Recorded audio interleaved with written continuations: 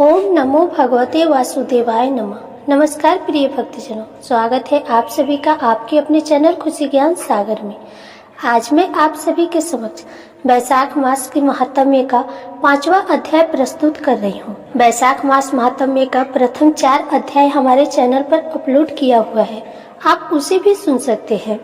Video पसंद आए तो उसे लाइक करें, शेयर करें और चैनल को सब्सक्राइब अवश्य करें। तो आइए अब शुरू करते हैं वैशाख मास महात्म्य का 5वां अध्याय। इसमें यम ब्राह्मण संवाद, नरक तथा स्वर्ग में ले जाने वाले कर्मों का वर्णन है। ऋषियों ने कहा, सूत जी इस विषय को पुनः विस्तार के साथ कहिए। आपके उत्तम वचन अमृतों का पान करते करते हमें तृप्ति नहीं होती। सूत जी बोले, महर्षियों इस विषय में एक प्राचीन इतिहासकार कहा करते हैं, जिसमें एक ब्राह्मण और महात्मा धर्मराज के संवाद का वर्णन है। ब्राह्मण ने पूछा, धर्मराज, धर्म और अधर्म के नियमों में आप सबके लिए परिणाम स्वरूप है, अतः बताइए मनुष्य किस कर्म से नरक में पड़ते हैं तथा किस कर्म के अनुष्ठान से वे स्वर्ग में जाते हैं। कृपा करके इन सब बातों का वर्णन कीजिए।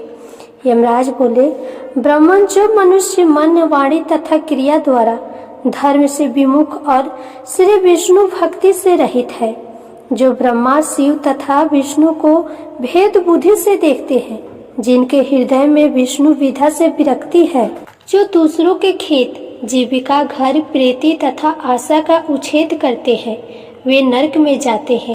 जो मूर्ख जीविका का कष्ट भोगने वाले ब्राह्मणों को भोजन की इच्छाएं से दरवाजे पर आते देख उनकी परीक्षा करने लगता है, उन्हें तुरंत भोजन नहीं देता, उसे नरक का अतिथि समझना चाहिए। जो मूढ़, अनाथ, वैष्णव, दीन, रोगातुर तथा वृद्ध मनुष्यों पर दया नहीं करता तथा जो पहले कोई नियम लेकर पीछे अजितेंद्रियता के कारण उसे छोड़ देता है, वह निश्चय ही नरक का पात्र है। जो सब पापों को हरने वाले दिव्य स्वरूप, व्यापक, विजयी, सनातन, अजन्मा, चतुर्भुज, अच्युत विष्णु रूप दिव्य पुरुष श्री नारायण देव का पूजन, ध्यान और स्मरण करते हैं, वे श्री हरि के परम धाम को प्राप्त होते हैं। यह सनातन श्रुति है। भगवान दामोदर के गुणों का कीर्तन ही मंगलमय है, वही धन का उपार्जन है तथा वही इस जीवन का फल है। अमित तेजस्वी देवादिदेव श्री विष्णु के कीर्तन से सब पाप उसी प्रकार नष्ट हो जाते हैं जैसे दिन निकलने पर अंधकार। जो प्रतिदिन श्रद्धा पूर्वक भगवान विष्णु की यशो गाथा का गान करते हैं, सर्वदा स्वाध्याय में लगे रहते हैं, वे मनुष्य सर्वगामी होते हैं। विप्रवर, भगवान वासुदेव के नाम जपने में लगे हुए मनुष्य पहले के पापी रहे हो तो भी भयानक यमदूत उनके पास नहीं भटक पाते। द्विज श्रेष्ठ, हरि कीर्तन को छोड़कर दूसरा कोई ऐसा साधन मैं नहीं देखता जो जीवों के संपूर्ण पापों का नाश करने वाला प्रायश्चित हो। जो मांगने पर प्रसन्न होते हैं, देकर प्रिय वचन बोलते हैं तथा जिन्होंने दान के फल का परित्याग कर दिया है, वे मनुष्य स्वर्ग में जाते हैं।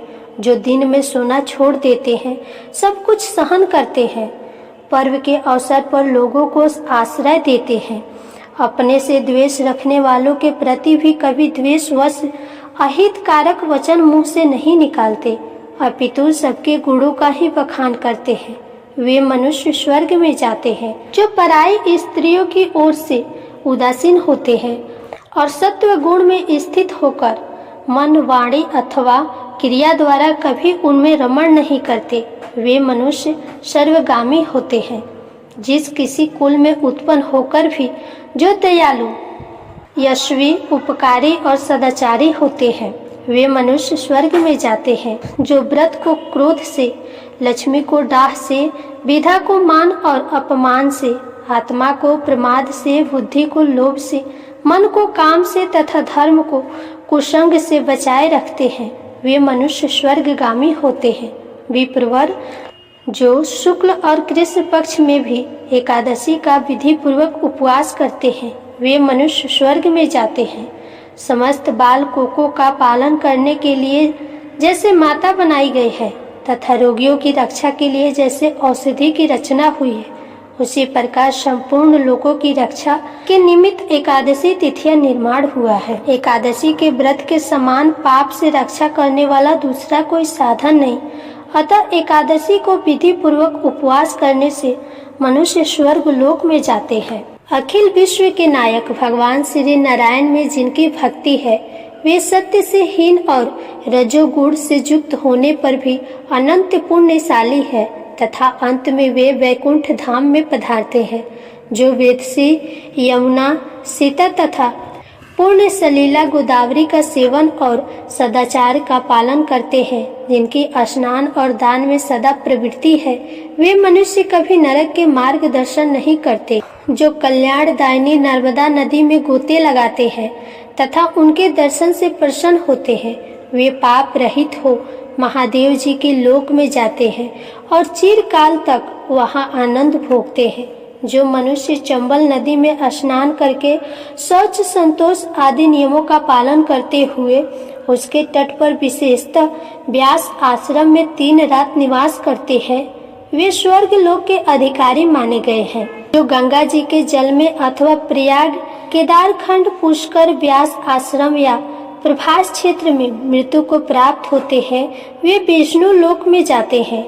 जिनकी द्वारिका या कुरुक्षेत्र में मृत्यु हुई है अथवा जो योग अभ्यास मृत्यु को प्राप्त हुए हैं अथवा मृत्यु काल में जिनके मुख से हरि इन 2 अक्षरों का उच्चारण हुआ है, वे सभी भगवान श्री हरि के प्रिय है। विप्रवर जो द्वारिकापुरी में 3 रात भी ठहर जाता है, वह अपनी 11 इंद्रियों द्वारा किए हुए सारे पापों को नष्ट करके स्वर्ग में जाता है। ऐसी वहाँ की मर्यादा है। वैष्णव व्रत, एकादशी के पालन से होने वाला धर्म तथा यज्ञ आदि अनुष्ठान से उत्पन्न होने वाला धर्म, इन दोनों को विधाता ने तराजू पर रखकर तोला था। उस समय इनमें से पहले का ही पलड़ा भारी रहा। ब्राह्मण जो एकादशी का सेवन करते हैं, जो अच्युत्य अच्युत्य कहकर भगवान नाम का कीर्तन करते हैं, उन पर मेरा शासन नहीं चलता। मैं तो स्वयं ही उनसे बहुत डरता हूँ। जो मनुष्य प्रत्येक मास में एक दिन अमावस्या को श्राद्ध के नियमों का पालन करते हैं और ऐसा करने के कारण जिनके पितर सदा तृप्त रहते हैं, वे धन है, वे स्वर्गगामी होते हैं। भोजन तैयार होने पर जो आदर पूर्वक उसे दूसरों को परोसते हैं और भोजन देते समय जिनके चेहरे के रंग में परिवर्तन नहीं होता, वे शिष्ट पुरुष स्वर्ग लोक में जाते हैं। जो मृत्यु लोक के भीतर भगवान श्री नर नारायण के आवासन स्थान बद्री आश्रम में और नंदा के तट 3 रात निवास करते हैं, वे धन्यवाद के पात्र और भगवान विष्णु के प्रिय हैं। ब्राह्मण जो भगवान पुरुषोत्तम के समीप जगन्नाथपुरी में 6 मास तक निवास कर चुके हैं, वे अच्युत स्वरूप है और दर्शन मात्र से समस्त पापों को हरने वाले हैं। जो अनेक जन्मों में उपार्जित पुण्य प्रभाव से काशीपुरी में जाकर मणिकर्णिका के जल में गोते लगाते और श्री विश्वनाथ जी के चरणों में मस्तक झुकाते, वे ही इस लोक में आने वाले मेरे वंदनीय होते हैं। जो श्री हरि की पूजा करके पृथ्वी पर कुश और तिल बिछाकर चारों ओर तिल बिखेरते हैं और लोहा तथा दूध देने वाली गौ दान करके विधि पूर्वक मृत्यु को प्राप्त होते हैं, वे मनुष्य स्वर्ग में जाते हैं। जो पुत्रों को उत्पन्न करके उन्हें पिता पितामह होने के पद बिठाकर ममता और अहंकार से रहित होकर मरते हैं, वे भी स्वर्ग लोक के अधिकारी होते हैं। जो चोरी डकैती से दूर रहकर सदा अपने ही धन से संतुष्ट रहते हैं अथवा अपने भाग्य पर ही निर्भर रहकर जीविका चलाते हैं, वे मनुष्य सर्वगामी होते हैं। जो स्वागत करते हुए शुद्ध पीड़ा रहित मधुर तथा पाप रहित वाणी प्रयोग करते हैं, वे लोग स्वर्ग में जाते हैं। जो दान धर्म में प्रवृत्त तथा धर्म मार्ग के अनुयायी पुरुषों का उत्साह बढ़ाते हैं, वे चिरकाल तक स्वर्ग में आनंद भोगते हैं। जो हेमंत ऋतु में सूखी लकड़ी, गर्मी में शीतल जल तथा वर्षा में आश्रय प्रदान करता है, वह स्वर्ग लोक में सम्मानित होता है। जो नित्य नैमित आदि समस्त पुण्य काल में भक्ति पूर्वक श्राद्ध करता है, वह निश्चय ही देवलोक का भागी होता है। प्रिय श्रोतागण, तो ये थी आज की बैसाख माह महात्म्य का 5वां अध्याय। इससे आगे का वृत्तांत अगले अध्याय में सुनेंगे। प्रिय श्रोताओं, बैसाख माह में तुलसी माता की कथा का श्रवण करना बहुत ही फलदायी माना जाता है। तो आइए अब सुनते हैं तुलसी माता की कथा। प्राचीन समय की बात है। एक गांव में एक परिवार रहता था। उस परिवार में माँ, बेटा और बहू थे। बहू बहुत ही सीधी साधी और शांत स्वभाव की थी और उसी के दूसरी तरफ सास बहुत ही झगड़ालू और घमंडी स्वभाव की थी। वह अपनी बहू पर बहुत अत्याचार करती थी। उससे घर का सारा काम काज करवाती और खाने के लिए एक सूखी रोटी देती। अब बहू के पति इन सब बातों से अनजान था। उसे कुछ भी पता नहीं था। वो तो सुबह होते ही खेत में काम करने चला जाता। बहू सास के कहे अनुसार घर के काम में लग जाती थी। एक दिन बहू ने देखा पड़ोसन नया मटका लाई है। पड़ोसन ने बात ही बात में बताया कि वह वैशाख स्नान करने की तैयारियां कर रही है।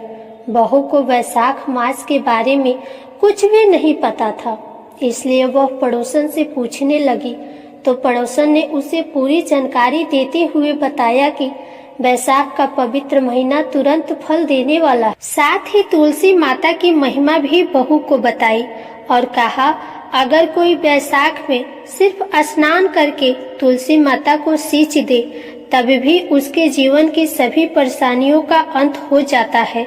अब बहू अपनी सास के व्यवहार से दुखी तो थी ही। उसने सोचा हो सकता है तुलसी माता की पूजा और प्रताप से ही मेरे जीवन में सब कुछ ठीक हो जाए। अब यही सोचकर बहू ने अपने मन में तुलसी माता की पूजा और बैसाख स्नान करने का निर्णय ले लिया। शाम को तुलसी और बैसाख मास की महिमा अपनी सास को बताई। सास बोली कोई जरूरत नहीं है कोई नियम वियम लेने की, घर का काम करो, बस यही तुम्हारे लिए पूजा पाठ है। अब बहू क्या कहती, चुप हो गई। बैसाख मास शुरू हुआ। अब बहू ने क्या किया, वह बहुत जल्दी सुबह उठकर नदी में स्नान करने चली जाती। वहीं एक घड़े में पानी भरती और तुलसी माता के पौधे को सींच देती। फिर वहीं बैठकर तुलसी माता की कहानी सुन लेती। अब बहू ने ये नियम ले लिया था, सास के जागने से पहले वापस घर आ जाती थी। अब ये रोज का सिलसिला था। किसी तरह 15 दिन बीते। एक दिन सास सुबह जल्दी उठ गई। उसने देखा घर में बहू है ही नहीं। उसे कुछ गड़बड़ लगी। अगले दिन भी सास जल्दी उठी तो उस दिन भी बहू घर पर नहीं थी। सास समझ गई कि जरूर ये बैसाख स्नान कर रही होगी और तुलसी सींच रही होगी। सास सोचने लगी अगर मैं मुंह से बोलूंगी तो घर में बेकार में लड़ाई झगड़ा होगी। अब उसने सोचा कि क्या करूं कि बहू का नित्य नेम छूट जाए। अगले दिन सास ने उसका मटका बदल दिया। पक्के मटके की जगह कच्ची मिट्टी का मटका रख दिया। सुबह अंधेरे में ही बहू कच्ची मिट्टी का ही मटका लेकर नदी पर चली गई। बहू ने स्नान किया। फिर उसने मटके में जल भरने के लिए जैसे ही मटका नदी में डुबोया, मटका गल गया और सारी मिट्टी बह गई। अब बहू यह देखकर रोने लगी। वो तुलसी माता के पास जाकर रोने लगी और रोते रोते बोली, हे तुलसी माता, आज मेरा नियम टूट गया, मुझे क्षमा कर दीजिए। तुलसी माता उसके सामने साक्षात रूप में प्रकट हुई और बोली, आज तुमने जल के स्थान पर अपने आंसुओं से मुझे सींचा है, तुम्हारा नियम पूरा हुआ। बहू ने कहा, माता मैं कल जल कैसे लेकर आऊंगी? अगर मेरी सास को यह पता चला कि मैंने मटका नदी में बहा दिया है तो वह तो बहुत गुस्सा करेंगी। तुलसी माता ने उसे एक मटका दिया जिसे लेकर वह खुशी खुशी घर आ गई। सास ने देखा तो वह मटका सोने का था। अब सास के पूछने पर बहू ने सारी बात सच सच बता दी। सास अंदर से तो बहुत खुश थी पर बाहर से नाटक करते हुए बोले, अगर सोने के मटके में जल लेकर जाओगी तो गांव वाले इसको छीन लेंगे। तुम कल फिर जाकर अपने तुलसी माता के आगे रोना धोना दूसरा मटका मांग लेना। अब बहू बहुत सीधी साधी थी, उसको तो कुछ ऐसा था ही नहीं। वो अगले दिन तुलसी माता के पास जाकर फिर से रोने लगी। तुलसी माता के पूछने पर उसने सारी बात बता दी। तब तुलसी माता ने उसे चांदी का मटका दिया। बहू चांदी का मटका लेकर खुशी खुशी घर आ गई, लेकिन उसकी सास ने उसको भी रख लिया और अपनी बहू से फिर अगले दिन रोने को कहा। बहू सास के डर से कुछ बोली नहीं। फिर अगले दिन तुलसी माता के पास जाके बैठ गई और फिर उसे रोने लगी। तुलसी माता ने आकर सारा बात पूछा तो उसने रोते रोते सारी बात बता दी। अब तुलसी माता ने कहा, तेरे सास का लालच कभी खत्म नहीं होगा, तू आज मिट्टी का मटका ले जा। यह कह के तुलसी माता ने उसे एक मिट्टी का मटका दे दिया। बहू जब घर आई तो उसकी सास बहुत गुस्सा करने लगी और कहने लगी, तुम्हारी तुलसी माता के पास क्या सिर्फ इतना ही धन है? जिसके पास कुछ भी नहीं उसे सींचने से क्या ही लाभ? अब यह करके वह बहू को बहुत गुस्सा करने लगी, लेकिन बहू ने सास की बात नहीं मानी और जो उसका नियम था वह सुबह जल्दी उठकर उसी तरह करने लगी। पूरे महीने सास से छुपकर नदी पर स्नान करती और तुलसी माता को सींचती रही। महीना समाप्त होने पे था। एक दिन सास छुपाए हुए अपने दोनों मटकों को देखने लगी तो उसने देखा कि वो दोनों मटके कच्ची मिट्टी के बन गए हैं। अब यह देखकर तो सास का गुस्सा 7वें आसमान पर पहुंच गया। वह बहू को बहुत भला बुरा कहने लगी। तभी साक्षात तुलसी माता उनके घर में प्रकट हुई और वो सास को बोलने लगी, तुमने लालच और घमंड में बहुत पाप किए हैं, इसलिए सिर्फ तुम्हारे छूने की वजह से ये मटके मिट्टी के बन गए। जैसा बोओगी वैसा ही काटोगी। तुलसी माता के प्रताप और कृपा से सास की आंखें खुल गई। वो बहुत रोई और तुलसी माता से क्षमा मांगने लगी। तुलसी माता ने क्षमा कर दिया और खुश रहने का आशीर्वाद भी दिया। तुलसी माता की कृपा से तीनों ही घड़े खुद ही सोने के हो गए। अब सास बहू मिलकर रोज तुलसी माता का नित्य नियम करने लगी। तुलसी माता की कृपा से उनका घर अन्न धन से भर गया। हे तुलसी माता, अपने सभी भक्तों पर अपनी कृपा बनाए रखना। प्रेम से बोलिए तुलसी माता की जय। भगवान श्री लक्ष्मी नारायण की जय। एक बार फिर से आप सबसे बोल रही हूँ, वीडियो पसंद आई हो तो लाइक करें, शेयर करें और चैनल को सब्सक्राइब करें। कमेंट बॉक्स में तुलसी माता की जय जरूर लिखें। राधे राधे।